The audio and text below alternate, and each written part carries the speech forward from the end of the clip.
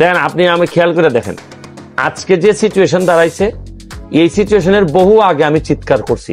আপনার জানা আছে কতগুলা লাইভ আমি দুর্নীতিবাজদের বিরুদ্ধে করছি। দুর্নীতিবাজ তখন বেশিরভাগ দুর্নীতিবাজ ছিল দলের ভিতরে ছিল, সরকারের ভিতরে ছিল। আমি এদের বিরুদ্ধেই কথা বলছি। এই জন্য তো আমাকে অনেকে মনে করতেন যে আরে না ও তো কি আওয়ামী লীগ করে। আমি যদি আন্তর্জাতিক অপরাধ ট্রাইব্যুনালের প্রসিকিউটর না হইতাম, এতদিনে কিছু কিছু দুর্নীতিগ্রস্ত আওয়ামী লীগের আছে তারা আমার জামাত বানাই ফেলতো। ধরেন বাচ্চা বাচ্চা ছেলেরা এরা হয়তো আমার কাজের আগে প্রশংসা করতো, এখন ব্যাপকভাবে আমাকে ধরেন বকাঝকা করতেছে। এগুলা ভাষায় প্রকাশ করার মতো না, কিন্তু আমি আবার এগুলাতে অভ্যস্ত। কারণ আপনি যখন কাউরে গালি দিবেন এর মানে হচ্ছে কি বুঝতে হবে যে এই লোকটারে হয়তো আপনি বুঝাইতে পারেন নাই।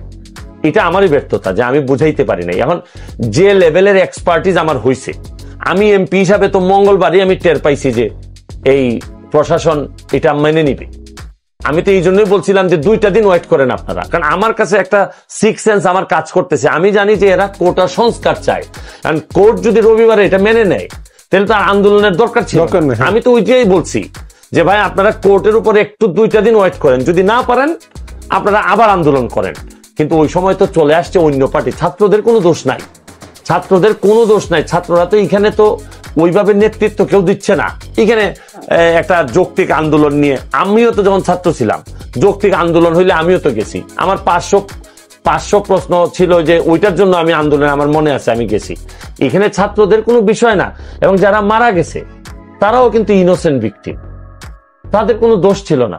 কারণ পুলিশের যদি জিজ্ঞেস করেন পুলিশ হয়তো বলবে যে আমরা যান বাঁচাইতে গিয়া সেলফ। এখন এগুলা তো দেখার প্রশ্ন যে আমি সেলফ ডিফেন্সে করছি কিনা, এইটাই তো কমিশন হয়েছে এখানে। তো আলটিমেটলি আপনার সাথে আমি কোটা সংস্কার পর্যন্ত আছি আন্দোলনে, আপনার সাথে আমি বিচারের প্রক্রিয়ায় আছি। কিন্তু আপনি যদি এই প্রক্রিয়ার মধ্যে ভিতরে যদি লুকাই থাকেন যে আপনি এই সরকারের পতন করতে চান বা গণভবন দখল করতে চান অথবা আমার নেতা শেখ হাসিনাকে আপনি মেলাইন করতে চান, তাহলে আমি আপনার সাথে নাই। আমার নেতা শেখ হাসিনা এই কারণে আপনি আমাকে যত ইচ্ছা আপনি আমাকে ধুলাই করতে পারেন, আপনি আমার আনফলো করে আপনি আমাকে জাতীয় বেঈমান হিসাবে ঘোষণা করতে পারেন, কিন্তু আমি যার আগে থেকে ছিলাম।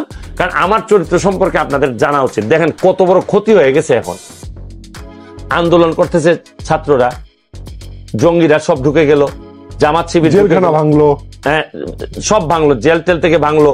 ক্ষতি কি পরিমাণ হইলো মনে করলাম। আমি বিশ্বাস করি যে যা ক্ষতি হয়েছে এটা অত বড় ক্ষতি না যতটা মানুষ ক্ষতি হয়েছে।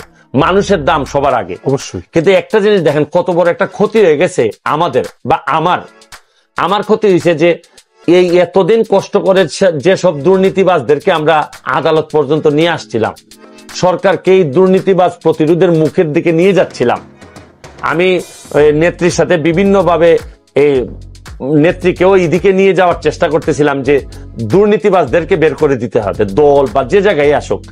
এখন কিন্তু দুর্নীতিবাজদেরকে ধরবেন কখন আপনি আবেদ আলী কিন্তু এই আন্দোলনের মাধ্যমে আবেদ আলী বের হয়ে গেল, এই আন্দোলনের মাধ্যমে বেনজির মতিউর রহমান বের হয়ে গেল, এই আন্দোলনের মাধ্যমে ফয়সাল, যারা আছে যারা এখন ধরেন দুর্নীতি তো এখন আলোচনায় নাই। এখন ধরেন আপনি এই সরকার ফেলে দিবেন বা এই যার ইচ্ছা আপনারা ফেলে দিবেন, আপনাদের অনেক পাওয়ার ধরেন। আপনারা তো আবার এসে এদেরকে ধরতে এর ধরেন যদি 2 বছর সময় আপনি নেন, তাহলে এই যে দুর্নীতিবাজ যারা আছে তারা কিন্তু আপনারা ক্ষমতায় আস্তে আস্তে নিউ ইয়র্কে চলে যাবে। তাইলে আপনি খেয়াল করে দেখছেন যে আবেদ আলীর মাধ্যমে তো আমরা বহু অফিসার পাইতাম যে কারা আবেদ আলী কোটায় হয়েছে। আপনি এটা খেয়াল করে দেখেন, ছাত্ররা যে আন্দোলন করতেছে এখানে কোথাও মধ্যে কিন্তু দুর্নীতির বিরুদ্ধে আন্দোলন নাই। মানে ঠিক আন্দোলনটা কোথায়? আন্দোলন হচ্ছে কি আমিও এই কোটা ব্যবহার, এই কোটা বিদায় করেন, আমিও এখন এখানে অফিসার হব, অফিসার হয়ে আমরাও অনেক টাকা ইনকাম করব। এইটা কোনো অসুবিধা নাই। যে কোনো অন্যায় আপনি যে কোনো জায়গা থেকে শুরু করতে পারেন, আমি এই ব্যাপারে কোনো অপোজ করব না। কিন্তু পুরা যে রাষ্ট্র যে সংস্কার করবেন, রাষ্ট্র সংস্কার করার বিষয়ে দুর্নীতির কথা কিন্তু কোথাও নাই। এটাই সবচেয়ে যে বড় লসের যে বিষয়টা। যারা আন্দোলন করতেছে তারা কিন্তু মাথার মধ্যে হচ্ছে গিয়ে যে আমার প্রোফাইল লাল করতে হবে, এদের কথা হচ্ছে প্রোফাইল লাল করতে হবে। আবার রাষ্ট্রীয় শোক, আবার কালো, অনেকে কালো করছেন প্রোফাইল, কিন্তু কালো সাদাতে তো প্রবলেম না। প্রবলেম হচ্ছে গিয়ে যে কোনো ধরনের ক্ষতিতে তো আমরা শোকাহত। আপনি আমার ছেলে হোক, আমার মেয়ে হোক, বা আপনার ছেলে হোক, মেয়ে হোক, যারা মারা গেছে তারা বুঝে যে তারা কি হারাইছে, তাদের জন্য তো আমরা শোকাহত। কিন্তু এই শোকটাকে শক্তিতে রূপান্তরিত করতে হবে, একটা সাস্টেইনেবল একটা চেঞ্জ দরকার। আপনি দেখেন এই প্রক্রিয়ার মধ্য দিয়ে সরকারকে যে প্রেসারে ফেলছেন বা পড়ছে, এতে কি দুর্নীতিবাজদেরকে আর কিছু করা যাচ্ছে? এখন আপাতত এই আলোচনাই তো নাই। জি সুমন ভাই, শুনবো একজন দর্শক আছে, একটা ফোন নিচ্ছে। হ্যালো, আসসালামু আলাইকুম। জি বলুন। আমি সুমন সাহেবের কাছে ছোট্ট করে দুটো প্রশ্ন রাখতে চাই। তার আগে আমি তাকে সালাম জানাই, তিনি মানুষের জন্য কাজ করেন, মানবতার জন্য কাজ করেন, দুর্নীতির বিরুদ্ধে কথা বলেন। আসসালামু আলাইকুম। ভাই গালি টালি দিবেন না তো ভাই? না না, গালি দেবো না, আমি গালি দেওয়ার পক্ষে নাই। আমি আপনাকে দুটো প্রশ্ন করতে চাই। আপনি বলছেন গোয়েন্দা সংস্থা ব্যর্থ হয়েছে, সব ব্যর্থ হয়েছে। এই ব্যর্থতার দায় কে নেবে? এই ব্যর্থতার দায় থেকে কিন্তু আপনিও মাঠ দিতে পারেন কিনা, এবং এই দায় কে বহন করবে? আর দ্বিতীয় প্রশ্ন হলো, মাননীয় প্রধানমন্ত্রী ছাত্রদের এই সেন্টিমেন্টটা কেন বুঝতে পারলো না, একটু ব্যাখ্যা দেবেন। তার সাথে আমি যুক্ত করতে চাই, গোয়েন্দা সংস্থা কেন সঠিক সময় জামাতের বিএনপির আমরা দোষারোপ করছি, ঠিক আছে, কিন্তু তাদের এই তৎপরতা সম্পর্কে সঠিক তথ্য দিতে পারলেন না কেন? আপনি একজন আওয়ামী লীগের নিবেদিত প্রাণ হিসেবে, একজন কর্মী হিসেবে কেন রাজপথে তাদের এই কথা তুলে ধরলেন না? দর্শক আছে, দর্শকের ফোনটা একটা নিয়ে নিই। হ্যালো হ্যালো, আসসালামু আলাইকুম। জি বলুন। আমি আব্দুল ওয়াহাব মন্ডল, রাজবাড়ী থেকে বলছিলাম। জি আমাদের সুমন ভাই বললাম, মানে আমাদের মাননীয় জাতীয় সংসদ সদস্য সুমন ভাই অত্যন্ত একজন ব্যারিস্টার এবং সাধারণ জনগণের জন্য কথা বলেন। তো ওনার কাছে আমার প্রশ্ন যে আপনি তো একজন ব্যারিস্টার বটে, নট অনলি মানবতার এমপি। আপনি যে 6 জন সমন্বয়ককে ডিবি অফিসে নিরাপত্তার জন্য রাখা হয়েছে, তাদের এই নিরাপত্তায় রাখার তারা যদি নিজেরা নিরাপত্তা না চায়, তাহলে নিরাপত্তায় রাখার আইন আছে কিনা? আর তাদের মোবাইলগুলো বন্ধ রাখা হচ্ছে কেন? তাদের সাথে আমরা কথা বলতে পারার আইন আছে কিনা? ধন্যবাদ, বুঝতে পেরেছি। সঙ্গে ওনাদের 6 জনকে খাওয়ানোর বিষয়টা নিশ্চয়ই আসবে, আপনি এটার জবাবটা যদি একটু দেন। দেখেন, এই যে 6 জনকে ডিবি অফিসে নেওয়া হয়েছে, এটা নিয়ে ধরে নিলাম যে এখন কখন নেওয়া হয়েছে আমি সাপোর্ট করতেছি না, যে তাদেরকে নেওয়াটাকে সাপোর্ট করতেছি না। কখন নেওয়া হয়েছে? যখন বোঝা যাচ্ছে যে যারা এই আন্দোলনের নেতৃত্ব দিচ্ছেন তাদের ব্যাপারে প্রশাসন বা এনফোর্সমেন্ট এজেন্সি চিন্তা করতেছে যে এদেরকে অন্য ধ্বংসের লাইনে নিয়ে যেতে পারে। ধরেন আপনার ছেলে যদি কোনো অন্য মেয়ের জন্য মনে করেন যে পাগল হয়ে যায়, তখন আপনি করতেছেন কি, ভাবতেছেন যে ওই মেয়ের বাবা মারা আমার ছেলেটার মাথা নষ্ট করে ফেলে কিনা, এই জন্য ছেলেটারে বিদেশ পাঠাই দেয় ফ্যামিলি। তো এইখানে হয়েছে কি, আমার যতটুকু আমি তাও জানি না, কিন্তু আমি কোনোভাবে ব্যক্তিগতভাবে কাউকে ইচ্ছার বিরুদ্ধে নিয়ে আসাকে কখনোই সাপোর্ট করি না। এবং on the top of that, আপনি এটা তো আজকে জানেন হাইকোর্টও এই বিষয়ে গতকালকে বলছেন যে এটা একটা তামাশা। তো আমি মনে করি যে এই রাষ্ট্রের শৃঙ্খলার স্বার্থে তাদেরকে যদি মানে সিকিউরিটি, মানে কি শুধু যে ফিজিক্যাল সিকিউরিটি এটা না, এটা হচ্ছে গিয়ে ঠিক উনারা যে স্পেসিফিক আন্দোলনে থাকতে চান তারা যেন নিজেদের বুদ্ধিতে থাকতে পারেন, এইটা থেকে একটা বক্তব্য, এরকম একটা বক্তব্য প্রশাসন থেকে আসছে। আমি যতটুকু 2-1 কাছ থেকে বোঝার চেষ্টা করছি যে আমরা যদি অ্যারেস্ট করতে চাইতাম এনি টাইম আমরা অ্যারেস্ট করতে পারি, কিন্তু তাদেরকে মনে হয়েছে যে তারা তো সাধারণ ছাত্রের প্রতিনিধিত্ব করতেছে, তাদেরকে যদি অন্যরা আইসা এই আন্দোলনটারে, আমি তো আপনারা বললাম এই আন্দোলন বারবার চেঞ্জ হইতেছে, আপনি খেয়াল করে দেখেন গতিপথ বদলাচ্ছে। এখন এক এক সমন্বয়ক এক এক কথা বলতেছে। এখন সমস্যা হচ্ছে কি, রাষ্ট্রের তো দায়িত্ব থাকে, রাষ্ট্রের দায়িত্ব হচ্ছে কি রাষ্ট্র এই শান্তি শৃঙ্খলা বজায়ের স্বার্থে যে কোনো কাউকে বলতে পারে আপনি বের হবেন না, আপনি বাসায় থাকুন। কারণ আমাকে যে কোনো সময় বলতে পারে যে আপনি, যেমন আমার যখন লাইফ থ্রেট আসছিল আমাকে বলা হয়েছে যে আপনি বাসার বাইরে বুঝে যাবেন, আপনি এখন আপাতত যাবেন না।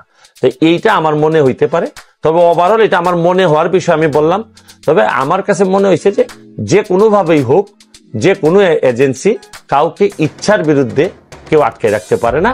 এটার জন্য তো হাইকোর্টে আমাদের আইনজীবীরা শুনানি হয়েছে, এবং এই শুনানির আগেই তো আমার জানা মতে ওই ডিবি অফিস থেকে এদেরকে কি করা হয়েছে, খাওয়ার আপ্যায়ন করার বিষয়টা কি? না, এটা তো আসলে হাইকোর্ট থেকে বলা হয়েছে যে এটা একেবারে তামাশা করার মতো। তো এটা আসলে খুব একটা কাম্য না আমার কাছে মনে হয়। না, এটা আমার মনে হয় কি ফেসবুকে যে এইটাকে একটা ব্যাকআপ হিসাবে দেখানো হয়েছে যে দেখো ওরা খাচ্ছে, এরকম বিষয়টা এটা করতে গিয়ে আসলে আরো এটা তামাশার বিষয় হয়ে গেছে। জি, শুনলে বিরতির আগে একজন দর্শক প্রশ্ন করেছিলেন যে ব্যর্থতার দায় কে নেবে, এবং পাশাপাশি জামাত বিএনপির যে অগ্নিসন্ত্রাস সেটা সঠিক তথ্য গোয়েন্দারা পাননি তার দাবি, যে এটার ব্যাপারে এবং আপনার মন্তব্য। আমি আমাদের গোয়েন্দাদের একটা বিষয়টা আপনাদেরকে বললে আপনারা বুঝতে পারবেন যে আমাদের গোয়েন্দারা কতটা সফল। আমি যখন এমপি নির্বাচন করতে যাই তখন দলের কাছে গোয়েন্দারা রিপোর্ট পাঠান যে কার জনপ্রিয়তা কত বেশি। ওই রিপোর্ট অনুযায়ী আমি মনে হয় 3 নম্বরে ছিলাম, মানে 1 নাম্বার তো নাই, যে আমার জনপ্রিয়তা 3 নম্বরে আছে আমার এলাকায়। গোয়েন্দারা রিপোর্ট পাঠিয়েছেন আমি যতটুকু জানছি। তো এর ফলশ্রুতিতে আপনারা দেখছেন যে যার সাথে আমি নির্বাচন করছি উনি ফার্স্ট ছিলেন গোয়েন্দাদের রিপোর্টে, তার থেকে আমি 1 লাখ ভোট বেশি পাইছি। তো আপনি বুঝতেছেন যে গোয়েন্দারা, আমাদের দেশের গোয়েন্দাদের অবস্থাটা কি। আরো শুনেন, পাকিস্তান আমলেও গোয়েন্দারা বলছে যে আরে বঙ্গবন্ধু এই শেখ মুজিবুর রহমানের এইগুলা বাংলাদেশে কিচ্ছু না, এগুলো 1-2 বিষয়। তো ঠিকই তো এই দেশ স্বাধীন হয়েছে। তা আমাদের গোয়েন্দাদের অবস্থা কিছু কিছু ক্ষেত্রে যে একেবারে সফলতা নাই তা না, আছে জঙ্গি দমনে সফলতা আছে, কিন্তু এইসব বিষয়ে যতটুকু দরকার একেবারেই অতটুকু ছিল না। আর আরেকটা বিষয় হচ্ছে দায়টা কে নিবে? দায়টা যথারীতি এই যে সরকারকে বহন করতে হবে। সরকার যে একটা সেই কি পর্যায়ে চলে গেছে, এটা তো এইগুলার দায়ী। তো নাইলে তো আর সরকার এরকম একটা মধ্যখানে মাত্র 6 মাস হয়েছে সরকারের বয়স, এরকম সময় তো এরকম একটা আনকমফোর্টেবল পজিশনে পড়ার কথা না। যে আপনি সংসদে বাজেট বক্তৃতায় আপনি বলেছেন যে সরকারের রাসেলস ভাইপার চলে এসেছে, বেজি নেই কেন? না, এটা তো আমি কি কারণে বলছি সংসদে বলছি যে বাংলাদেশে আপনি জানেন যে ওই যে মতিউরকে বাংলাদেশ ফাইন্যান্সিয়াল ইন্টেলিজেন্স ইউনিট বলে একটা ইউনিট আছে, তারা ধরতে পারলো না তার যে এত সম্পদ। আমাদের ব্যাংক যারা পারলো না, পিবিআই পারলো না, দুদক পারলো না, পারলো কে? একটা ছাগল। তো এই কারণেই আমি বলছিলাম যে এদেরকে তো ধরা হয় বেজি, দুদক, financial intelligence unit, SB, DB, এরা তো ধরে নেন বেজি। এরা হচ্ছে কি কাজটা কি? কাজ হচ্ছে কি রাসেল ভাইপারকে ধরা, বিষধর সাপকে ধরা। তো এরা কেউই ধরতে পারলো না, বেজি তো নাই, এরা তো বেজি না, তাইলে এরা কি? এরা তাইলে হচ্ছে কি মানে বেজির অস্তিত্বই নাই। এরা তাইলে হচ্ছে কি বেশিরভাগ ক্ষেত্রে দেখা যাচ্ছে এদের পার্টনার।